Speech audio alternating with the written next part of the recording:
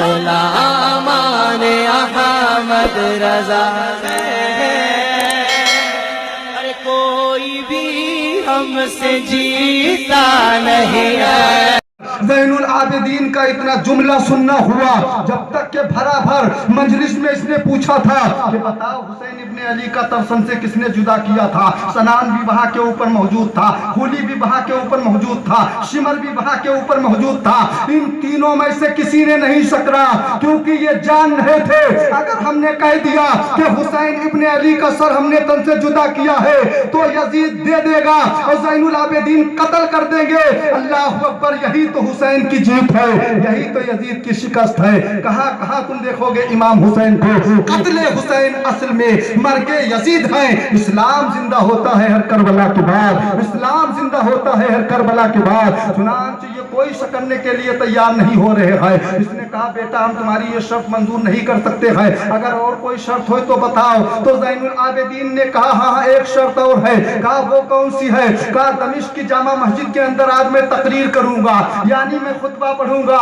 اللہ اکبر، بارے حسین کے بیٹے، ارے اسی وجہ کے اوپر تو غریب نواز نے کہا تھا کہ سرداد ناداد درد دست دستے یزید حقا کی بنائی لا الہ الا حسین، حق یہ ہے کہ اللہ کی بنیاد ہے حسین۔ امام علی مقام سے یزید نے ہاتھ کو مانگا تھا، لیکن امام حسین نے کہا ہم ہاتھ نہیں دیں گے۔ آج ہمارے محاذے میں بولا جاتا ہے اگر دم ہو تو ہاتھ لگا کر کے دیکھیے، دم ہو تو ہاتھ چلا کر کے دیکھیے، لیکن ہاتھ کی بڑی قیمت رہا کرتی ہے۔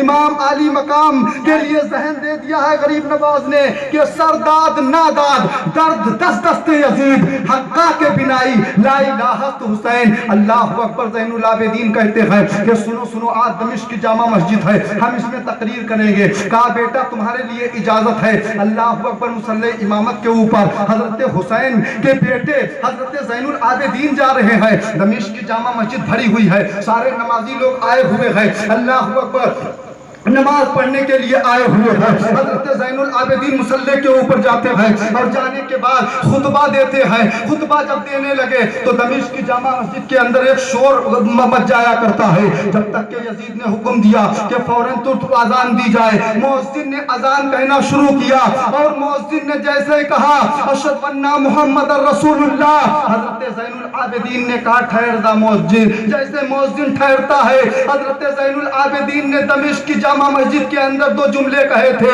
اے دمشق کی جامع مسجد کے اندر نماز پڑھنے والے لوگوں، اے لوگوں یہ بتاؤ رسول اللہ میرے باپ کے نانا ہے یا نہیں ہے؟ رسول اللہ نے میرے باپ کا چہرہ چوما ہے کہ نہیں چوما ہے؟ رسول اللہ نے میرے باپ کو اپنے کاندھوں پر بیٹھالا ہے یا نہیں بیٹھالا ہے؟ اے دمشق کی جامع مسجد میں نماز پڑھنے والے لوگوں یہ بتاؤ محمد رسول اللہ میرے نانا ہے یا نہیں ہے؟ سارے دمشقیوں کے ہاتھ اٹھ جاتے ہیں۔ اے ابن زین العابدین، آپ حق کے اوپر ہیں، آپ کے باپ حق کے اوپر تھے۔ چنانچہ ترنت اذان کی حکم دی جاتی ہے۔ چنانچہ مؤذن نے اذان کہنا شروع کیا۔ اب میں آپ سے پوچھنا چاہتا ہوں، یہاں کے اوپر مسئلے کی بات آئی ہے، ہمارے امام صاحب موجود ہیں، آپ پوچھ سکتے ہیں آج اگر کوئی اذان دے رہا ہے، اگر وہ اذان سے رک رہا ہے بیچ سے، تو شریعت کا حکم یہ ہے کہ وہ شروع سے اذان دے۔ لیکن جو کربلا کی سرزمین کے دمشق کی سرزمین جامع مسجد کے اندر حضرت زین العابدین نے اذان کو رکوایا تھا، کیا وہ شروع سے دی گئی تھی؟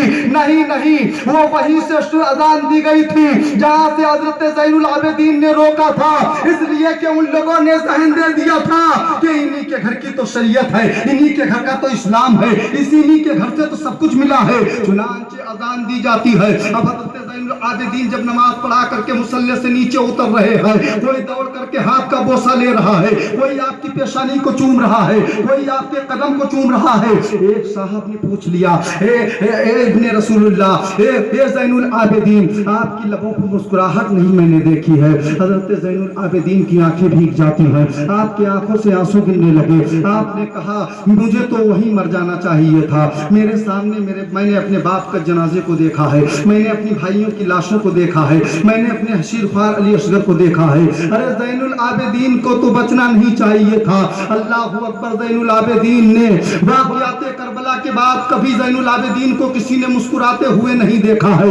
دنیا میں 3 آدمی بہت روئے ہیں. حضرت آدم علیہ السلام اپنی لغزش کے اوپر, اور حضرت یعقوب علیہ السلام یوسف علیہ السلام کی جدائی کے پاس, اور سارے مومنوں میں, سارے مسلمانوں میں حضرت زین العابدین واقعات کربلا کے بعد کبھی آپ کو کسی نے مسکراتے ہوئے نہیں دیکھا ہے. چنانچہ اب یہ سارے لوگ آتے ہیں. آنے کے بعد یزید مجلس شورا بلواتا ہے. بلوانے کے بعد رائے پیش کرتا ہے. کہا یہ گیا کہ ہمارے قافلے کو لٹے پھٹے کو مدینہ واپس کر دیا جائے. اللہ اکبر. کہا ٹھیک ہے, یہ بھی شرط ہم آپ کی منظور کرتے ہیں. نعمان بن بشیر کو بلایا جاتا ہے. ان کی قیادت میں ان لوگوں کو واپس کیا جاتا ہے. یہ چند افراد تھے, ان کے ساتھ اور بھی کچھ چھوٹے بچے تھے, حضرت زین العابدین تھے. اب نعمان بن بشیر پوچھتے ہیں آپ حضرات کدھر سے چلنا چاہتے ہیں؟ مدینہ جانے کی ایک یہ راستہ ہے, اور مدینہ جانے کی ایک کربلا کی طرف سے راستہ جا رہی ہے. جب تک کہ حضرت زین العابدین نے کہا تھا ہم لوگ کربلا ہی کی طرف سے چلنا چاہتے ہیں, اللہ اکبر, ابھی چند دنوں کا عرصہ گزرا تھا.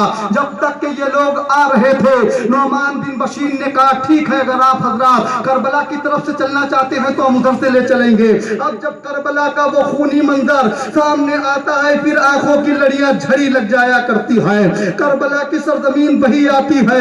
چنانچہ اس کی 2 روایت بتائی جاتی ہے کہ شہداء کے جسموں کو کس نے مدفون کیا تھا. جو قریب میں گاؤں تھا وہاں کے لوگ آئے تھے, ان لوگوں نے گڈھے کھود کر کے, قبریں کھود کر کے مدفون کیا تھا. لیکن دوسری روایت یہ پائی جاتی ہے کہ جب یہ لوگ پھر مدینہ واپس ہوئے تھے, کربلا کی سرزمین کے اوپر آئے تھے, تو ان لوگوں نے ہی اس شہداء کی قبروں کو کھود کر کے ان کا تجدید و تقسیم کا انتظام کیا تھا. واللہ عالم بالصواب. چنانچہ کربلا کے ریگستان کو دیکھنے کے بعد کلیجہ بھوک سے باہر آنے لگتا ہے.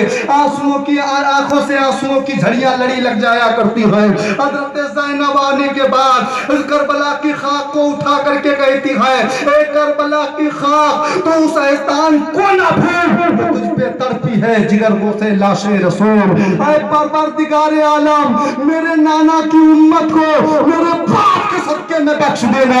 اللہ اکبر. اب بھی حسین کی بہن زینب دعا مانگ رہی ہے. اے فاطمہ کی بیٹی اب بھی دعا مانگ رہی ہے. کون ہے جن کے اوپر مصیبتوں کا پہاڑ توڑ دیے جائے؟ یہ حسین کے ہی گھرانے والوں کا حال ہے, یہ حسین ابن علی کے گھر والوں کا حال ہے. اب بھی فاطمہ کی بیٹی دعا مانگ رہی ہے. اب بھی ہم گناہگاروں کے لیے دعا مانگی جا رہی ہے. اللہ اکبر. جب اللہ کے حبیب نے اپنی بیٹی فاطمہ سے پوچھا تھا, چنانچہ میں ایک مسئلہ آپ کے سامنے پیش کرنا چاہتا ہوں. آج پوری دنیا کے اندر یہ بات مشہور ہو گئی ہے, آج بات بہت زیادہ بڑھ جائے گی, لیکن میں آپ کو وہیں سے بیان سناؤں گا. لیکن یہاں پر بات آئی ہے تو میں پوچھنا چاہتا ہوں. چنانچہ فاطمہ الزہرا کون فاطمہ ہے؟ اللہ اکبر. نبی کونین کی لگتے جگر ہے, جس کے بارے میں نبی نے ارشاد فرمایا کہ فاطمہ مجھ سے ہے, میں فاطمہ سے ہوں. فاطمہ میرے جگر کا ٹکڑا ہے. جس نے فاطمہ کو تکلیف دی اس نے مجھ کو تکلیف پہنچائی, جس نے فاطمہ کو برا کہا اس نے مجھ کو برا کہا. اللہ اکبر. فاطمہ الزہرا نبی کے جگر کا ٹکڑا ہے. فاطمہ الزہرا ہی کے گھرانے والے یہ لوگ ہیں. چنانچہ حضرت زینب نے جب یہ دعا مانگی, مانگنے کے بعد آگے بڑھ جاتی ہے. بڑھنے کے بعد آقا کریم صلی اللہ تعالی علیہ وسلم کا مدینہ جب قریب آ جاتا ہے, یہ کتنی شان سے کربلا آیا تھا قافلہ, اور یہ قافلہ جب آیا تھا تو کتنی شان و شوکت سے آیا تھا. اب یہی قافلہ ہے جا رہا ہے, حضرت علی اکبر نہیں ہے. یہی قافلہ ہے جا رہا ہے, حضرت علی اکبر نہیں ہے. یہی قافلہ جا رہا ہے, حضرت عباس علمبردار نہیں ہے. یہی قافلہ جا رہا ہے, حضرت قاسم نہیں ہے. یہی قافلہ جا رہا ہے, اونو محمد نہیں ہے. یہی قافلہ جا رہا ہے, حضرت علی اصغر نہیں ہے. یہی قافلہ جا رہا ہے, ظہیر ابن قیم نہیں ہے. یہی قافلہ جا رہا ہے, عبداللہ ابن عقیل نہیں ہے. یہی قافلہ جا رہا ہے, عبد الرحمن ابن عقیل نہیں ہے. یہی قافلہ جا رہا ہے, یہ شیشواران جنت نہیں ہے. سونا قافلہ چلا جا رہا ہے, غم و اندوہ کا پہاڑ بنتا ہوا چلا جا رہا ہے. اللہ اکبر. مدینہ شریف جب قریب آتا ہے,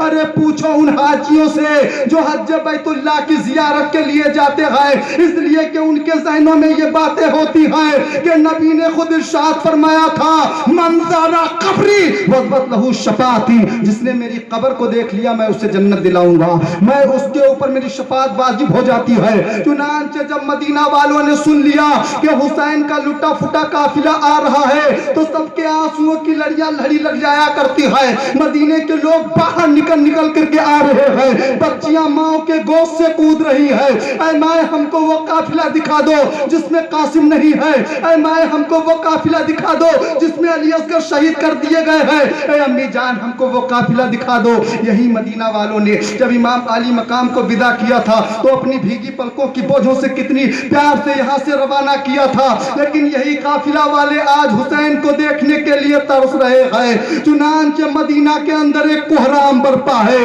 इमाम अली मकाम की शहादत पर रोया कौन नहीं है। चुनांचे जब नाना जान का गुंबद करीब आता है तो आंसुओं की लड़ियां झड़ी लग जाती है। हजरत ज़ैनुल आबिदीन ऊंट से उतरते हैं, उतरने के बाद नाना जान के रोज़े अक़दस के ऊपर जाते हैं। ए नाना जान हमारी हालत को देखो, ए नाना जान अपने हुसैन को देखो। हजरत ज़ैनब उतरती है, उतरने के बाद कहा नाना जान हमारी हालत को देखो। कब्र अनवर से आवाज आई थी, ऐ हुसैन के घर वालों सब्र करो सब्र करो, इन्नल्लाह मा'अस-साबिरीन, अल्लाह सब्र करने के बाद वालों के साथ है। ऐ ज़ैनुल आबिदीन बेटा रोने का वक्त नहीं है, अब रोने का वक्त खत्म हो गया। मैंने अपने हुसैन के एक एक कारनामे को मुलाहिजा किया है। ऐ बेटा ज़ैनुल आबिदीन, इस्लाम को जरूरत थी हुसैन के खून की, इस्लाम को जरूरत थी हुसैन की हिम्मत की, इस्लाम को जरूरत थी हुसैन के हिम्मत और जुर्रत की। हुसैन ने अपनी सारी मेहनत और मशक्कत से इस्लाम के चेहरे पर वो गाज़ा मल दिया है कि कयामत तक इस्लाम चमकता रहेगा, कयामत तक इस्लाम दमकता रहेगा। इसीलिए किसी कहने वाले ने कहा कि कत्ले हुसैन असल में मर्दे यजीद है। इस्लाम जिंदा होता है हर करबला के बाद, इस्लाम जिंदा होता है हर करबला के बाद। अब आप अंदाजा लगाइए, एक के बाद दीगरे लोग नाना जान के गुंबदे खतरा के ऊपर खड़े होकर के अपनी फरियाद को पेश कर रहे हैं। ऐ लोगों में आपसे पूछना चाहता हूँ, आज कुछ लोगों ने अपनी किताब में लिखा है कि रसूलुल्लाह मरकर के मिट्टी में मिल गए हैं माज़अल्लाह, और रसूलुल्लाह से कुछ नहीं मांगना चाहिए। आज जो हाजी हज करने के लिए जाते हैं आप उनसे भी ये बात पूछ सकते हैं, और अगर कोई देखना चाहे तो मैं ये बात दिखा भी सकता हूँ किताब के अंदर, इसलिए कि कोई बात मेरी जुबान से गलत नहीं निकलेगी। अब आप अंदाजा लगाइए, जब करबला से ये लोग वापस आए थे तो नाना जान के रोज़े अक़दस पे खड़े होकर के अपनी फरियाद को कहा था।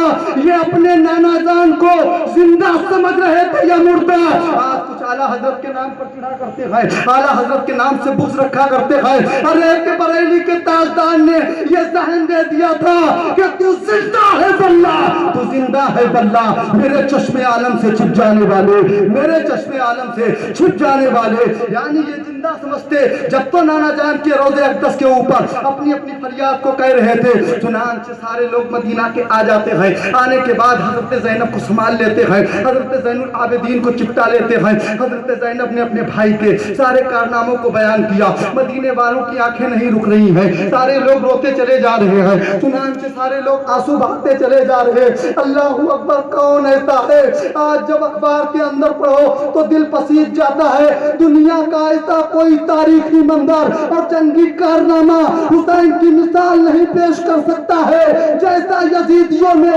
नंगा नाम जुर्मो जफर का इमाम अली मकाम को अपने साए में लेकर के जुल्मों पर बड़ियत का नाच नचाना चाहा था, लेकिन हुसैन ने ललकार करके कह दिया था कि आईने जवा मर्दा हक गोई बेबाकी, अल्लाह के शेरों को आती नहीं रोबाही, अल्लाह के शेरों को आती नहीं रोबाही। मदीना के बड़े बड़े सरबराह लोग आ जाते हैं, आने के बाद हजरत ज़ैनब को अपने घर पर ले जाते हैं। ज़ैनुल आबिदीन की पेशानी को चूम रहे हैं और लोगों को प्यार कर रहे हैं, सारे लोगों के आंसू गिर रहे हैं। चुनांचे इमाम अली मकाम की शहादत पर रो कौन नहीं रहा है, सारे लोग रोते चले जा रहे हैं। और यजीद का हाल सुनिए आप, यजीद जालिम की 3 साल 8 महीना हुकूमत रही, और 3 साल 8 महीना हुकूमत में इस जालिम ने 3 बड़े काम किए। एक पहला काम, इसने इमाम हुसैन की शहादत को करवाया, उसके बाद मदीना मुनव्वरा के ऊपर इसने चढ़ाई करवाई, उसके बाद इसने खाने काबा के गिलाफ को जलाया। अल्लाह अकबर, मदीना शरीफ को डराने वाला क्या जन्नती हो सकता है? मदीना शरीफ के ऊपर हमला करवाने वाला क्या जन्नती हो सकता है? अरे कभी नहीं हो सकता है, इसलिए कि हुसैन ने वो जहन दे दिया था कि अब दुनिया में कोई तेरे नाम से अपना नाम नहीं रखेगा।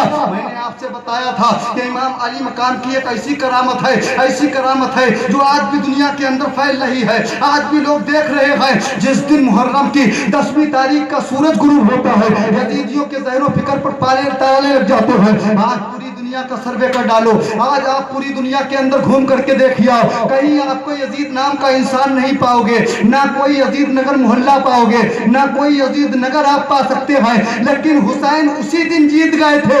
फिदा हुसैन आज भी है, गुलाम हुसैन आज भी है, अजमत हुसैन आज भी है, शकावत हुसैन आज भी है। आज भी इमाम अली मकाम के नाम पर लाखों सैकड़ों बच्चों की बलादत हो रही है, नाम रखा जा रहा है। यही तो यजीद की हार है, यही तो यजीद की हार है, और यही तो हुसैन की जीत है। यही वजह है प्यारे, मतलब ये है कि इमाम अली मकाम ने